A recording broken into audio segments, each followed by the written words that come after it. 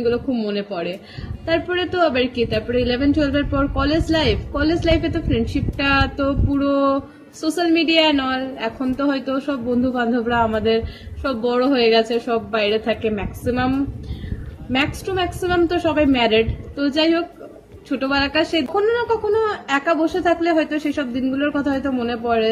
সেই মারামারি, সেই টিফিন শেয়ার, সেই স্কুলে কমপ্লেন, সেই বোর্ডে নাম লেখা, আর সব থেকে বড় কথা হচ্ছে সেই কিন্তু গাছের তলায় প্রেম করার কথা। বাড়িতে বলবি না কিন্তু। সত্যি কথা বলতে সেই বেঞ্চ পড়ানোর দিনের ফ্রেন্ডশিপ গুলো এখন হয়তো আর নেই। এখন আমাদেরও ডেফিনেটলি ফ্রেন্ডশিপ গুলো সব সোশ্যাল মিডিয়াতেই আছে, কারণ সবাই এখন আমরা নিজেদের লাইফে ব্যস্ত, স্পেশালি সবাই এখন আমরা নিজেদের ফ্যামিলির লাইফে ব্যস্ত, কারণ ম্যাক্সিমাম উই আর ম্যারিড। তো যাই হোক, কিন্তু কোথাও না কোথাও বন্ধুত্ব অ্যান্ড কন্ট্যাক্ট কিন্তু রয়ে গেছে। আর কখনো না কখনো একা বসে থাকলে হয়তো সেসব দিনগুলোর কথা হয়তো মনে পড়ে। সেই স্কুলে টিফিন শেয়ার করা, সেই স্কুলে মারামারি, সবকিছুই মনে পড়ে।